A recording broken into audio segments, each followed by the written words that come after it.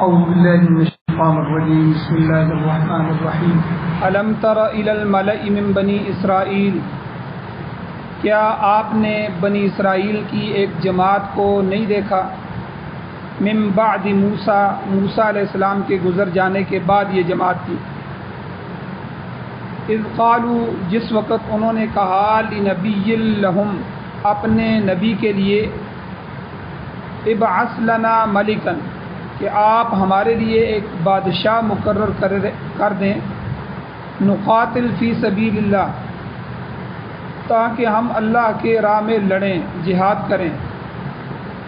قال، پیغمبر نے کہا، هل عصیتم، شاید کہ تم ان کتب علیکم القتال، اگر تمہارے اوپر قتال یعنی جہاد فرض کر دیا جائے، اللہ تقاتلوا، تو تم جہاد نہیں کرو گے، لڑائی نہیں کرو گے۔ قالوا، انہوں نے کہا کہ وما لنا، ہمارے لیے کیا ہے کہ اللہ نقاتل فی سبیل اللہ، کہ ہم اللہ کے راستے میں نہیں قتال کریں گے، ہم جہاد نہیں کریں گے۔ وقد اخرجنا، حالانکہ ہمارے پاس وجہ بھی ہے کہ تحقیق اخرجنا من دیارنا، ہم کو نکالا گیا ہے ہمارے ہی گھروں سے، وابنائنا، اور اپنی اولادوں سے ہم علیحدہ کیے گئے ہیں۔ اور آگے اللہ فرماتے ہیں فلما کتب علیہم القتال، جب ان پر قتال فرض کر دیا گیا، لڑائی فرض کر دی گئی، تولوا، انہوں نے روگردانی کی، پیچھے ہٹ گئے۔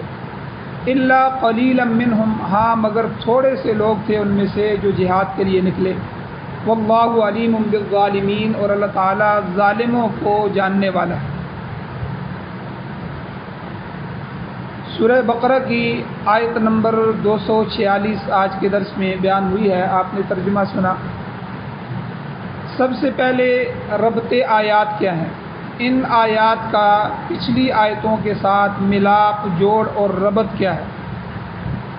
گزشتہ درس کی جو آیت گزری ہے اس میں جہاد کے مسئلے میں بمنزلہ تمہید آیت کریمہ جو ہے وہ بیان کی گئی تھی، اس میں جہاد بالمال اور جہاد بالنفس کی ترغیب دی گئی کہ اپنے مال کے ساتھ جہاد کرو، اپنی جانوں کے ساتھ جہاد کرو۔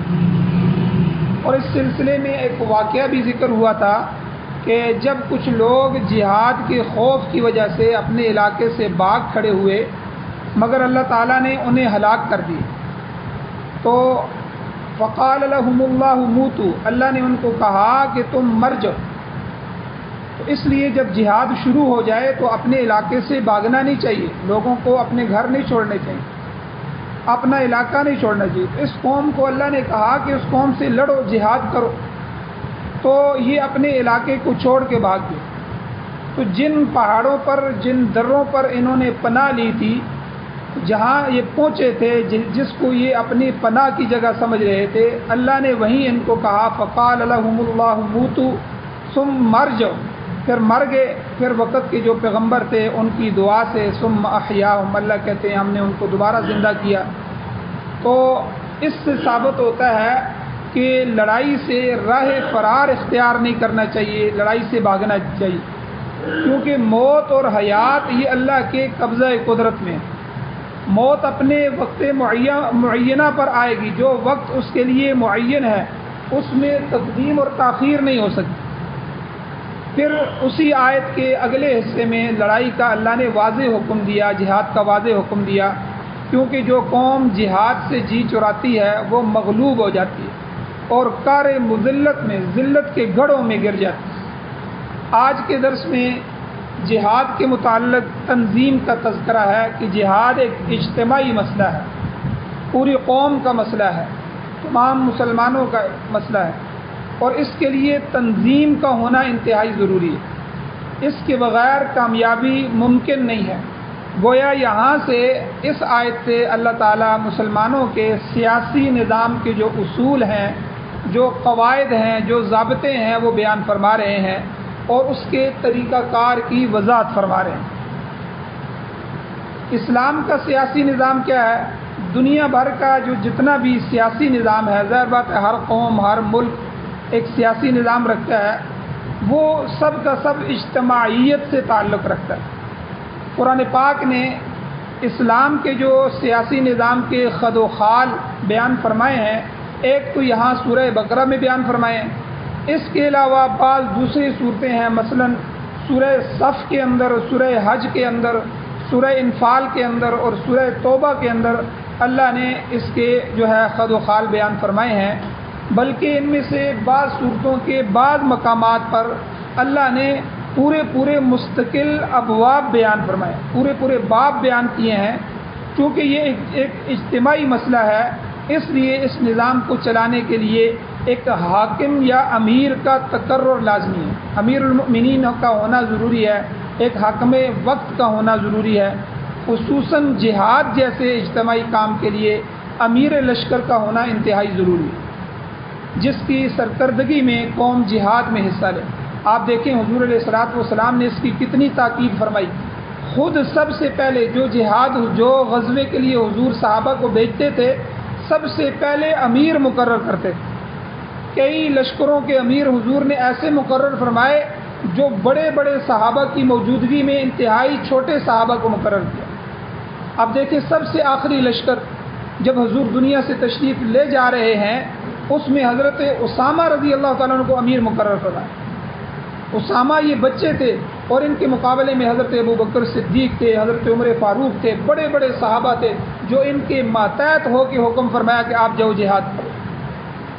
اور اسی طرح حضور علیہ الصلوۃ والسلام نے امیر کے بارے میں بڑی تاکیدی طور پر ارشادات فرمائے ہیں۔ ایک جگہ حضور نے ارشاد فرمایا، اگر کالا کلوٹا حبشی غلام بھی تمہارا امیر ہو، اس کی اطاعت کرو۔ امیر کی اطاعت انتہائی ضروری ہے، یعنی کالا یعنی رنگ کا بھی اچھا نہیں ہے، حبشی تمہارے اپنے ملک کا بھی نہیں ہے، غیر آدمی ہے، اور غلام یعنی آزاد بھی نہیں ہے، کسی کا غلام ہے مسلمان۔ اگر ایسا آدمی بھی تمہارے اوپر امیر مقرر کر دیا جائے تو امارت اس کی قبول کرو اور اس کی بات کو مانو، تسلیم کرو۔ اور صحابہ اکرام کے اندر اس کی مثالیں موجود ہیں کہ کس طرح انہوں نے پھر امیر کی اطاعت کی۔ تو اسی طرح بخاری، مسلم اور دوسری حدیث کی جو کتابیں ہیں، ان میں امارت اور خلافت پر مستقل باب باندھے گئے۔ ان ابواب کے نیچے جو ہے بے شمار احادیث موجود ہیں جن میں مسلمانوں کی رہنمائی کے لیے مکمل تعلیم ہے۔ تو اس مقام پر اللہ تعالیٰ نے بنی اسرائیل کی ایک مثال کے ذریعے اس مسئلے کو سمجھایا ہے۔ بنی اسرائیل کا زوال کب شروع ہوا؟ حضرت موسیٰ علیہ السلام کی وفات کے کافی عرصے بعد تک بنی اسرائیل کے حالات درست رہے، وہ ٹھیک رہے، اگرچہ اس عرصے میں بھی کہیں ان کے اندر کوئی برائی، کوئی کباہت ہوتی رہی، مگر مجموعی طور پر ان کے حالات ٹھیک رہے، اچھے رہے۔ واب ابن منبہ رحمہ اللہ کی روایت ہے، ان کے مطابق بنی اسرائیل کے حالات بڑی دیر بعد جو ہے وہ بگڑنے شروع ہوئے، ان میں شرک کی بیماری شروع۔ یاد رکھیں، جو قوم تباہ ہونا شروع ہوتی ہے، بگڑنا شروع ہوتی ہے، تو سب سے پہلے شرک کی بیماری اس کے اندر پیدا ہوتی ہے۔ تو اس کے بعد پھر بنی اسرائیل بڑھتے گئے یہاں تک کہ وقت کے جو پیغمبر ان کے پاس آتے رہے، اپنے انبیاء کی نافرمانی ان کی عادت بن گئی۔ بلکہ قرآن مجید نے جو ذکر کیا ہے کہ انبیاء کا قتل، وَيَقْتُلُونَ النَّبِيِّينَ، نبیوں کو وہ قتل کرتے تھے، یہاں تک ان کی جرت ہو گئی، فسق و فجور اور گناہ اتنا بڑھ گیا۔ جس طرح آج کے مسلمانوں میں، آج کے زمانے کے جو مسلمان ہیں، ہر قسم کی برائیاں آج کے مسلمان میں پائی جاتی ہیں، تو اس زمانے میں بنی اسرائیل بھی اسی طرح کی خرابیوں میں ملوث تھے۔ جب وہ نیکی کو چھوڑ کر بدی کی طرف راغب ہو گئے تو ان کا زوال شروع ہو گیا۔ تو یاد رکھیں، عزت اور مرتبہ اور زندگی اللہ کے دین کے ساتھ، جب تک ہم سجدے کرتے رہیں گے، نمازیں پڑھتے رہیں گے، اللہ کو راضی رکھیں گے، اللہ بھی بہاریں بیچتے رہیں گے، رحمتیں نازل کرتے رہیں گے۔ جب ہم اللہ کی معیت ساتھ نہیں لیں گے، اللہ ہمارے ساتھ نہیں ہوں گے، تو جو ہے شیطان ہمارے ساتھ ہوگا، اس وقت سے ہمارا زوال شروع ہو جائے گا۔ تو آج کے زمانے میں آپ دیکھیں تو 95%، 90% بے نمازی۔ تو حضور نے کیا فرمایا؟ ایک بے نمازی کی نحوست 40 گھروں تک جاتی ہے، اور ایک گھر میں اگر 8 10 افراد بے نمازی ہوں، پھر اگلا گھر بھی بے نمازی ہو، پھر اس سے اگلا گھر بھی بے نمازی ہو، سارا محلہ بے نمازی ہو، تو پھر اس کے اندر رحمتیں کہاں سے آئیں گی؟ وہاں جھگڑے ہوں گے، فساد ہوگا، نشوں کی عادت پڑے گی، جو ہے نوجوان بگڑیں گے، ٹھیک ہے، حالات دن بدن خراب ہی ہوتے رہیں گے۔ تو اس لیے سب سے پہلی چیز نماز ہے، اس کے بعد اللہ کے احکامات ہیں، جتنے بھی حکم جو ہے نماز، روزہ، حج، زکوٰۃ، اور اس کے بعد صدقہ خیرات، اور جتنے بھی احکامات اللہ نے نازل فرمائے ہیں، جب تک ہم دین کو لازم پکڑتے رہیں گے، دین پر عمل کرتے رہیں گے، اللہ جل شانہ بھی ہمارے اوپر رحم فرماتے رہیں گے۔ تو بنی اسرائیل بھی اسی طرح طرح کی بیماریوں میں مبتلا ہوئے، اور جو ہے آخر جو ہے ان کا زوال شروع ہوا۔ اس زمانے میں ایک قوم تھی عمالقہ، قوم عمالقہ، بڑی طاقتور قوم تھی۔ انہوں نے بنی اسرائیل کے بہت سے علاقوں پر قبضہ کر لیا۔ تو یہ چونکہ بنی اسرائیل کی ہمسایہ قوم تھی، قریبی قوم تھی، لہذا آسانی سے ان پر غالب آ گئے۔ اب جب غالب آئے تو انہوں نے ان کے مردوں کو قتل کر دیا، بنی اسرائیل کے مردوں کو قتل کیا، اور ان کے جو بچے تھے ان کو انہوں نے غلام بنا لیا، عورتوں کو لونڈیاں بنا لیا۔ اب یہ کتنی غیرت کی بات ہے کہ کوئی قوم ہمارے اوپر حملہ کرے اور ہمارے بچوں کو لے جائے، غلام بنائے، ان سے کام لے، اور ہماری عورتیں ان کے پاس ہوں اور وہ ہمارے مردوں کو قتل کریں۔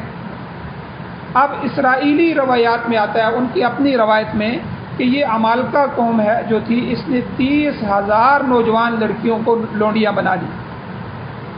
اب حضرت موسیٰ علیہ السلام کے بعد نبوت کا جو سلسلہ ہے حضرت ہارون علیہ السلام کی اولاد میں جاری رہا، حتیٰ کہ چلتے چلتے یہ جو لادی خاندان ہے تو اس میں کوئی آدمی بھی نیک باقی نہیں رہا، نیک آدمی ختم رہے، تمام کے تمام مرد جو ہے وہ نالائق تھے، نابکار قسم کے تھے۔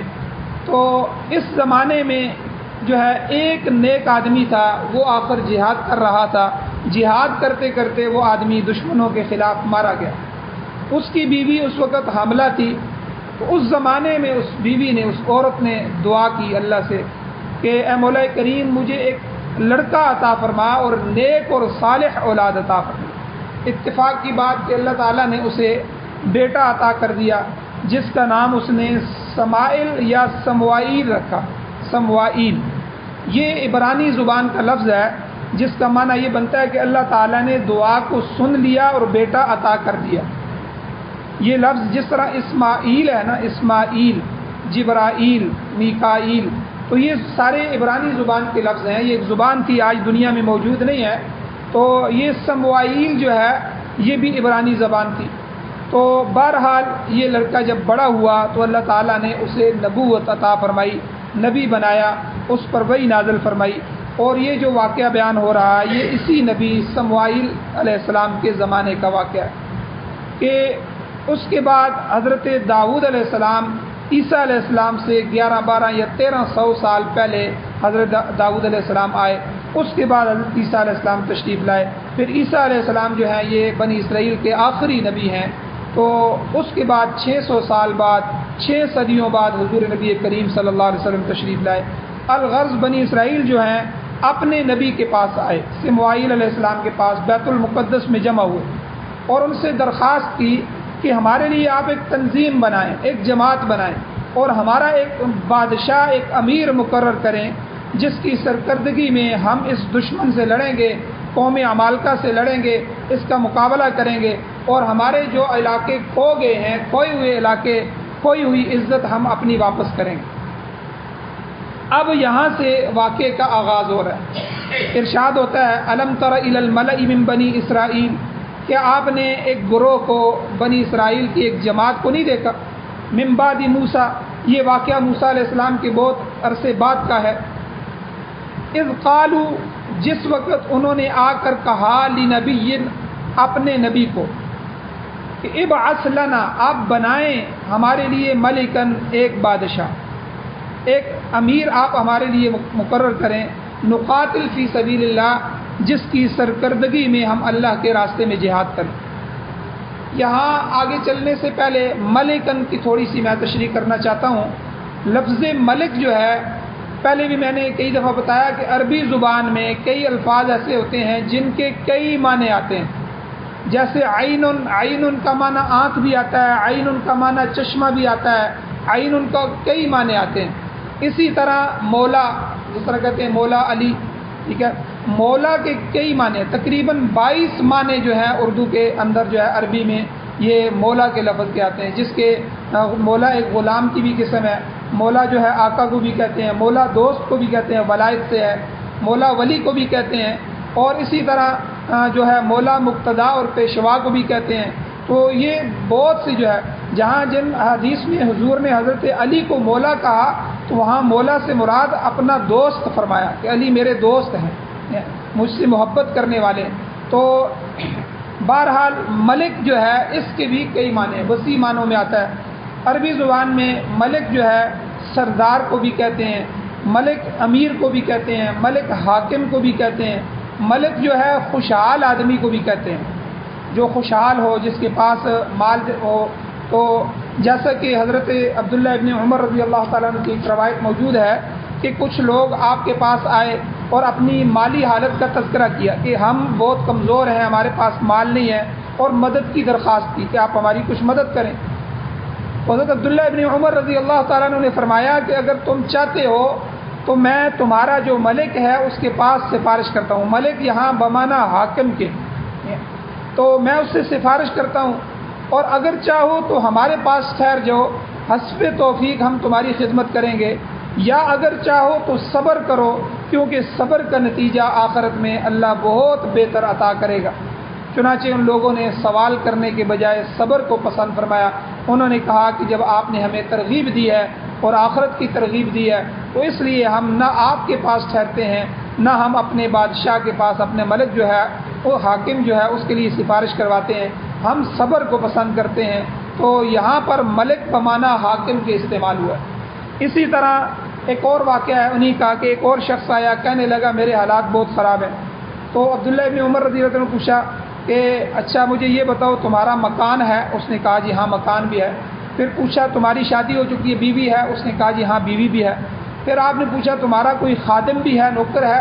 اس نے کہا جی ہاں ایک خادم بھی ہے۔ عبداللہ ابن عمر رضی اللہ تعالیٰ نے فرمایا کہ تیرے پاس مکان موجود ہے، تیری بیوی موجود ہے، خدمت کے لیے نوکر بھی موجود ہے، پھر تو کیسا فقیر ہے؟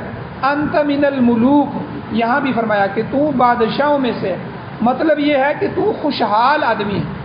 پہلی روایت میں ملک کا معنی حاکم ہے، اس روایت میں ملک کا معنی خوشحال ہے، تو خوشحال آدمی ہے، اپنے آپ کو فقیر کہہ رہا ہے، تو تیرے پاس وہ ضروریات کی ہر چیز موجود ہے۔ تو بہرحال ایک چیز ہے ملک ملوکیت سے، یاد رکھیں کہ ملوکیت کا جو تصور اس وقت دنیا میں موجود ہے، اسلام ہرگز اس کی تائید نہیں کرتا۔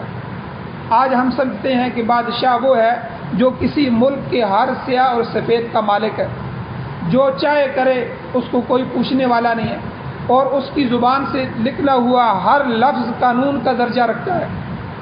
تو یاد رکھیں یہ ملوکیت کا غیر فطری تصور ہے، اسلامی تعلیم کے سراسر منافی ہے، اسلام ایسی چیز کی اجازت نہیں دیتا۔ ڈکٹیٹرشپ جو ہے یہ بھی اسی طرح کی ہے، اسی حاکمیت کا نام ہے جس کی اسلام اجازت نہیں دیتا۔ اسلام نے ہمیں کیا دیا ہے؟ اسلام نے اپنے ماننے والوں کو شورائی نظام دیا، شورا کا نظام، مشورہ، شورائی سیاست ہمیں اسلام نے عطا فرمائی ہے۔ تو اسی سلسلے میں اللہ نے بہت سی آیات اتاری ہیں کہ حاکم وقت جو ہوتا ہے وہ پابند ہوتا ہے، جو خلیفہ ہوتا ہے وہ خود قرآن و سنت کا پابند ہوتا ہے، وہ اپنی مرضی سے کوئی فیصلہ نہیں کر سکتا۔ جس میں قرآن اور حدیث موجود ہے، سنت موجود ہے، وہ قرآن و حدیث اور سنت سے اور اجماع صحابہ سے جو ہے وہ فیصلہ کرے گا۔ جہاں قرآن اور حدیث خاموش ہیں، اس کی رہنمائی موجود نہیں ہے، تو پھر شورائی نظام ہے، وہ اپنے جو ہے لوگوں کو جمع کرے گا، ان سے مشورہ کرے گا، مشورہ کے بعد جو فیصلہ اللہ جل شانہ اس کے دل میں ڈالیں گے، پھر وہ حاکم وقت ہونے کی وجہ سے وہ فیصلہ کرے گا، اس کا وہ فیصلہ قانون کا درجہ سمجھا جائے۔ تو اس لیے یہاں بھی یہ بات سمجھ آئی کہ اسلام کو جو سیاسی نظام ہے، پولیٹیکل سسٹم جو ہے، وہ کیا ہے، ان کا امیر جو ہے وہ کیسا ہو، اس کی کیسی ذمہ داریاں ہوں، وہ کن امور کا پابند ہونا چاہیے، تو یہ ساری کی ساری چیزیں اللہ نے قرآن مجید کی ان آیات میں بیان فرمائی ہیں۔ اسی طرح مسلمانوں کی جو جماعت ہے ان کے اندر کیا کیا اوصاف ہونے چاہیے، کن اوصاف کی وہ حامل ہونی چاہیے، اس کے حقوق کیا ہیں، ان کے فرائض کیا ہیں، وغیرہ وغیرہ. یہ سارے امور جو ہیں قرآن مجید میں گویا کہ ہمیں جو ہے ہمیں سیاسی نظام جو ہے، ہمیں جو اپنی حکومت کا نظام ہے، قرآن مجید نے پورا کا پورا عطا فرمایا. مگر افسوس ہے کہ بنو امیہ کے بعد، اموی دور کے بعد مسلمانوں میں بھی یہ غیر اسلامی تصور جو ہے، ملوکیت جو ہے، شرائط کا بادشاہ، باپ آ رہا ہے، باپ کے بعد بیٹا آ رہا ہے، بیٹے کے بعد اس کا بیٹا آ رہا ہے، بادشاہوں کا جو سلسلہ شروع ہوا، اور آج بھی مسلمانوں کے اندر یہ تصور موجود ہے. دنیا کے اندر کئی نظام کام کر رہے ہیں. ایک نظام جمہوریت کا کام کر رہا ہے، یہ بھی کفری نظام ہے. یہ انگریز کا، برطانیہ کا نظام جمہوریت، اور پھر امریکہ بھی جمہوریت جو ہے برطانیہ، اصل یہ نظام انگریزوں کا ہے، برطانیہ کا. پھر جو ہے امریکہ، یورپ اور سارے لوگ جو ہے جمہوریت، اور ہم بھی اسی کے اندر جی رہے ہیں، غیروں کے کفری نظام کے اندر جی رہے ہیں. اور دوسرا نظام جو ہے یہ جاپان، چائنا، یہ جو ان کا جو ہے یہ بالکل ملحد ہیں. یہ کسی نظام کو نہیں مانتے. یہ کہتے ہیں جو اپنا طے ہو جائے وہی نظام ہے، اسی نظام کو جو ہے اس کو کمیونزم کہہ لیں، سوشلزم کہہ لیں. ایک نظام جو ہے وہ روس کا تھا، اشتراکیت کا نظام. تو ایک نظام جو ہے ملوکیت کا چل رہا ہے، بادشاہی نظام. دیکھیں عراق کے اندر صدر صدام جو تھا وہ بادشاہ تھا کتنے سالوں سے، اور لیبیا کے اندر قذافی تھا، قذافی چلا جاتا تو اس کا بیٹا آ جاتا، وہ مر جاتا تو اس کا بیٹا آ جاتا، ایک بادشاہ چل رہی. سعودیہ میں کتنے سالوں سے جو ہے شاہ فیصل اور سعود خاندان چل رہا ہے، ایک جاتا ہے تو اس کا بیٹا، پوتا یا جو ہے بھتیجا آ جاتا ہے. تو اسی طرح چلتے چلتے آج وہاں بھی بادشاہتی چل رہی ہے. تو بہرحال یہ سارا جو ہے غیر شرعی نظام ہے. اسلام کا جو نظام ہے وہ شرعی نظام. یاد رکھیں اسلام کے اندر سب سے پہلی بات حضور علیہ الصلوۃ والسلام نے جو ہے مسلمانوں پر چھوڑ دیا کہ مشورہ کر کے اپنا امیر طے کریں.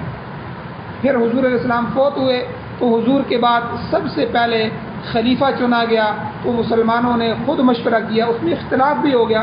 مشورہ جو ہے جب آپ کسی چیز کا انتخاب کرتے ہیں تو بعض لوگ اس کو لے کے کہتے ہیں دیکھو جی حضرت علی رضی اللہ تعالیٰ عنہ آئے، انہوں نے کہا کہ میں جو ہے، انصار نے کہا ہمارے اندر سے جو ہے ایک امیر ہونا چاہیے، مہاجرین نے کہا ہمارے اندر سے ہونا چاہیے. تو یہ اختلاف ہو جاتا ہے. جہاں بھی ایک بات کے لیے جو ہے مشورہ ہوتا ہے تو مشورے میں اختلاف ہوتا ہے. مشورے میں سب کی باتیں ایک جیسی تو نہیں ہوتی. مشورے میں ہر ایک کا مشورہ جدا بھی ہو سکتا ہے، ہوتا بھی ہے. لیکن جو ہے آخر کار حضرت ابوبکر صدیق رضی اللہ تعالیٰ عنہ کے ہاتھ پر سارے کے سارے مسلمان جو ہے وہ جمع ہو گئے اور ان کو اپنا خلیفہ منتخب کر دیا. یہ پہلا طریقہ ہے کہ حضور علیہ الصلوۃ والسلام کا. اور دوسرا طریقہ جو ہے کہ خود اپنی زندگی میں خلیفہ کسی دوسرے خلیفے کو مقرر کر جائے. جیسے حضرت ابوبکر صدیق رضی اللہ تعالیٰ عنہ نے حضرت عمر رضی اللہ تعالیٰ عنہ کو مقرر کر دیا. تو اب ان کا انتخاب ہو گیا تو حضرت عمر رضی اللہ تعالیٰ عنہ خود بخود خلیفہ بن گئے. تیسری صورت یہ ہے کہ خلیفہ ایک جماعت مقرر کرے کہ یہ 10، 8، 5، 6، 10 آدمی ہیں، ان آدمیوں میں سے یہ بیٹھ جائیں اور خود اپنے میں سے کسی ایک کو خلیفہ مقرر کریں. یہی ہوا حضرت عمر رضی اللہ تعالیٰ عنہ کی جب شہادت قریب آئی تو حضرت عمر رضی اللہ تعالیٰ عنہ کے بارے میں آتا ہے کہ حضرت عمر ہر وقت اپنی زندگی میں پریشان رہتے تھے، متفکر رہتے تھے، فکر مند رہتے تھے. تو صحابہ نے پوچھا کہ آپ فکر مند کیوں؟ کہتے ہیں میں خلافت کے مسئلے میں کہ میرے بعد کون خلیفہ ہونا چاہیے، کوئی آدمی ایسا ملتا ہی نہیں ہے جس کے اندر ایسے اوصاف ہوں کہ جو مسلمانوں کے اوپر رحم کرنے والا ہو، ان کے نظام کو چلانے والا.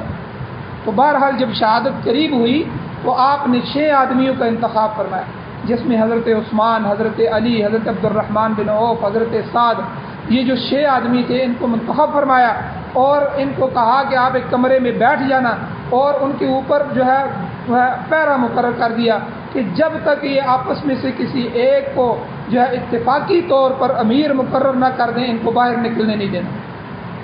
اب انہوں نے اتفاقی طور پر حضرت عمر رضی اللہ تعالیٰ عنہ کے بعد حضرت عثمان رضی اللہ تعالیٰ عنہ کو جو ہے اپنے میں سے منتخب کر کے امیر مقرر کر دیا.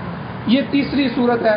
چوتھی صورت یہ ہے کہ جب حالات خراب ہو جائیں تو کوئی آدمی، طاقتور آدمی مسلمانوں کا ان حالات پر قابو پا لے اور قبضہ کر کے جو ہے وہ خلافت کا اعلان کر دے. حضرت امیر معاویہ رضی اللہ تعالیٰ عنہ نے اسی طرح کیا. جب حالات خراب ہو گئے اور حالات دن بدن خراب ہو رہے تھے تو حضرت امیر معاویہ رضی اللہ تعالیٰ نے پوری دنیا میں اپنی فوجیں بھیجی اور شام سے بھیجی اور فوراً جو ہے پورے علاقوں پر قبضہ کیا، امن کی فضا پیدا فرمائی اور جو ہے وہ خلیفہ راشد بن گئے. پھر حضرت حسن رضی اللہ تعالیٰ عنہ قربان جائیں جو ہے حضور علیہ الصلوۃ والسلام نے بخاری شریف کی حدیث موجود ہے، انہوں نے فرمایا یہ میرا بیٹا سید ہے اور یہ عنقریب مسلمانوں کی دو جماعتوں کے درمیان صلح کروائے. پھر حضرت حسن رضی اللہ تعالیٰ عنہ نے اپنے جو حکومت تھی اس کو چھوڑ دیا اور امیر معاویہ رضی اللہ تعالیٰ عنہ کے ہاتھ پر بیعت فرمائی اور وہ جو خون ریزی مسلمانوں میں چل رہی تھی وہ ختم ہو گئی اور اسلام کے جو ہے ایک وہ دور جو امن کا دور ہے وہ پیدا ہو گیا. تو یہ 4 صورتیں ہیں، ان کے علاوہ کوئی صورت نہیں ہے جس میں امیر کو مقرر کیا جائے. باقی ساری صورتیں جو ہے وہ ناجائز صورتیں جن میں ڈکٹیٹرشپ بھی ہے، بادشاہت بھی ہے، یہ سارے کے سارے. ہمارے قریبی زمانے میں چودھری افضل حق رحمۃ اللہ علیہ بڑا نام گزرا ہے، بڑے فاضل آدمی ہیں، زمین اور مکان کی صورت میں کروڑوں اربوں روپے کے مالک، جائیداد کے مالک تھے. انگریزی دور میں، یہ میں انگریزی دور کی بات کر رہا ہوں، انگریزوں کے زمانے میں اسمبلی کے ممبر تھے، سرکاری ملازمت میں انسپکٹر بھی رہے ہیں، مگر انگریزوں کی غلامی کا توق انہوں نے اتار دیا اور ان کے خلاف جہاد میں شامل ہو گئے. مجلس احرار جو تھی عطا اللہ شاہ بخاری رحمۃ اللہ علیہ کی اور اس طرح کی جو مجلس احرار تھی اس زمانے میں، اس کے ساتھ منسلک ہو گئے.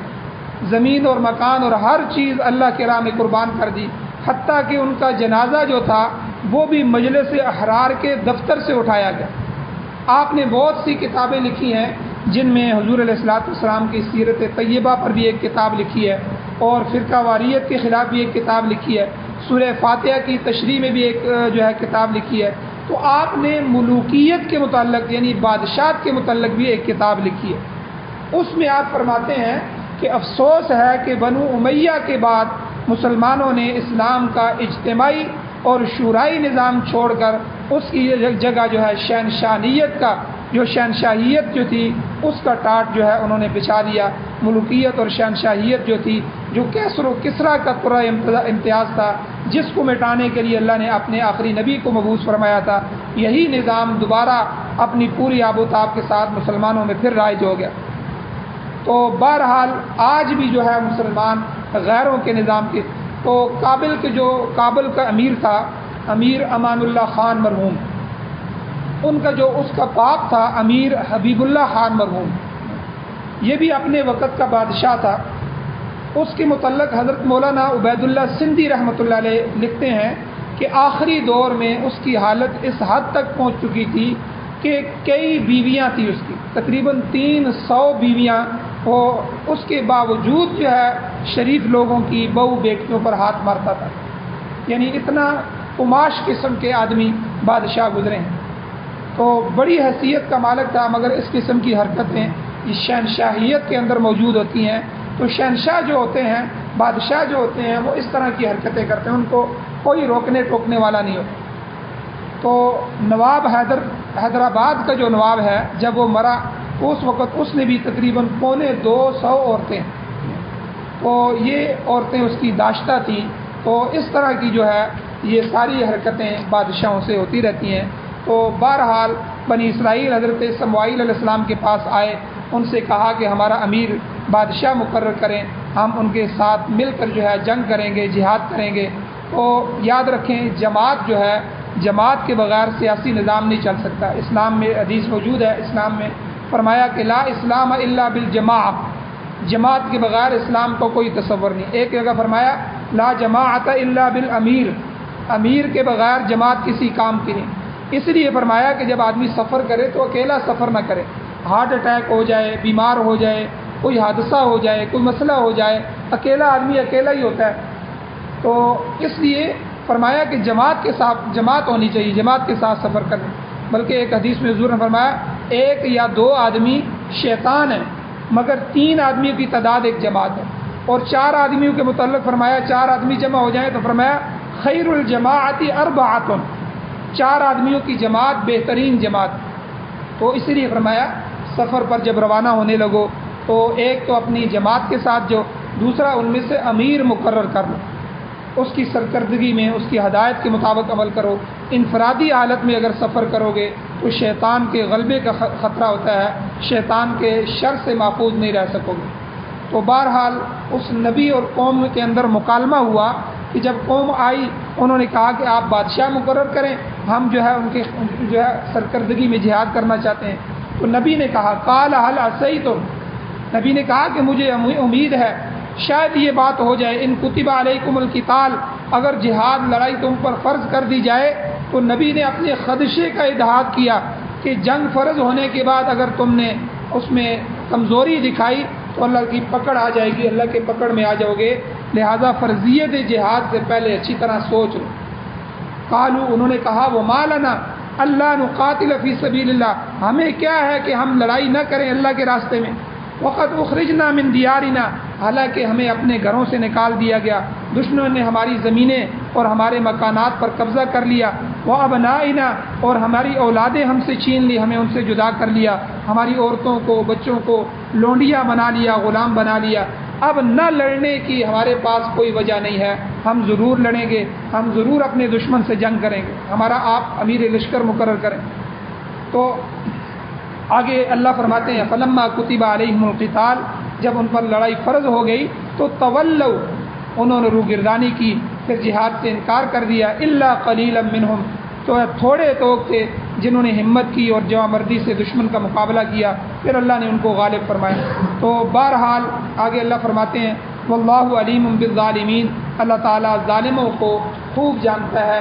تو ظالم جو ہوتا ہے وہ بزدل ہوتا ہے، جہاد سے جی چراتا ہے. یہاں اللہ نے جہاد کو چھوڑنے والے اور جہاد سے بھاگنے والوں کو ظالم فرمایا، یعنی وہ خود بھی کوئی اچھا کام نہیں کر سکتے بلکہ برائی کی طرف رغبت رکھتے ہیں، ان سے اچھے نظام کی توقع بھی نہیں کی جا سکتی. ہمارے جو لیڈر ہیں یہ بھی ظالم ہیں. تو اس لیے اس قسم کے جو لیڈر ہوتے ہیں، چاہے وہ لیڈر مولوی ہو، مشائخ ہوں، امیر ہوں، تاجر ہوں یا بادشاہ وقت ہوں، ان سے اچھائی کی امید نہیں کی جا سکتی. تو اچھائی کی امید کس سے کی جا سکتی ہے؟ عادل شخص سے، جو ظالم نہ ہو، عادل ہو. یاد رکھیں جو عدل کرنے والا ہے وہی رحم کرنے والا بھی ہوگا، وہی نظام اسلام کو قائم بھی کر سکتا ہے، وہی جہاد بھی کر سکتا ہے، وہی بہادر بھی ہوگا، وہی قوم کو ذلت سے نکالے گا، عزت و آبرو کی زندگی دے سکتا ہے. اللہ نے ایک جملے میں واللہ علیم بالظالمین کہہ کے ان سب چیزوں کی طرف اشارہ فرما دیا. امام بیضاوی رحمۃ اللہ علیہ منافقین کے بارے میں لکھتے ہیں، مفسر قرآن ہیں، کہتے ہیں کہ جب انہیں کہا جاتا ہے کہ زمین میں فساد نہ کرو، اذا قیل لهم لا تفسدوا فی الارض، تو وہ کہتے ہیں کہ ہم فساد کہاں کر رہے ہیں، ہم تو انما نحن مصلحون، ہم تو اصلاح کرنے والے ہیں. اللہ نے کہا کہ نہیں، الا انہم هم المفسدون، یہی لوگ اصل فسادی ہیں، ان کا اصلاح کا دعویٰ محض فریب ہے. اصل یہ کفر، شرک، معصیت، حدود اللہ کو توڑنا، بدعت کو جاری کرنا، چوریاں، ڈاکے، قتل اور دوسروں کے حق کا ضیاع، یہ سارے کے سارے ظلم کی مختلف شاخیں. تو ظالم سے اسی قسم کے افعال سرزد ہوں گے. البتہ جب عادل حاکم آئے گا تو تمام برائیاں ختم ہو جائیں گی، حق و عدل کا دورہ ہوگا. عدل جو ہے نظام اسلام میں سب سے بڑا ستون ہے. حضرت علی رضی اللہ تعالیٰ عنہ کی روایت ہے کہ ایمان 4 ستونوں پر قائم ہے: صبر، عدل، جہاد اور یقین. لہذا عادل شخص کے ایمان کی گواہی دی گئی ہے، اور ظالم آدمی بے ایمان ہوتا ہے، کافر ہوتا ہے. اس لیے اللہ نے فرمایا واللہ علیم بالظالمین، اللہ تعالیٰ ظالموں کو اچھی طرح جانتا ہے. تم یہ نہ سمجھنا کہ تم ظلم کرو گے تو اللہ کی پکڑ سے بچ جاؤ گے. ایک دن آئے گا اللہ رسی کو ڈھیلا چھوڑتے رہتے ہیں، اچانک اس رسی کو کھینچ لے گے اور تم اپنے نتیجے تک پہنچ جاؤ گے. اللہ جل شانہ سے دعا ہے اللہ ہمیں عمل کی توفیق عطا فرمائے. آمین. الحمدللہ رب العالمین والعاقبۃ للمتقین والصلاۃ والسلام علی رسولہ النبی الامی الکریم. اللهم ربنا آتنا فی الدنیا حسنۃ وفی الآخرۃ حسنۃ وقنا عذاب النار. یا اللہ ہماری کمیوں کوتاہیوں کو معاف فرما، یا اللہ درگزر فرمائیے. یا اللہ قرآن و سنت کے اوپر عمل کرنے کی توفیق عطا فرمائیے. یا اللہ قرآن و سنت کو ہمارا نظام نصیب فرمائیے، ہمیں ہمارا آئین بنا کے نصیب فرمائیے. یا اللہ ہمیں جہاد سے محبت نصیب فرمائیے، جہاد کرنے کی توفیق عطا فرمائیے. اپنے جان و مال کو آپ کے رستوں میں خرچ کرنے کی، آپ کے شعبوں میں خرچ کرنے کی توفیق نصیب فرمائیے. یا اللہ نبی علیہ الصلوۃ والسلام نے جتنی خیر کی دعائیں امت کے لیے مانگی ہیں وہ ساری خیریں ہمیں عطا فرمائی. جتنے شرور سے پناہ مانگے ہیں ان سے پناہ نصیب فرمائی۔ صلی اللہ تعالیٰ علی خیر خلقہ محمد وآلہ وصحبہ اجمعین برحمتک یا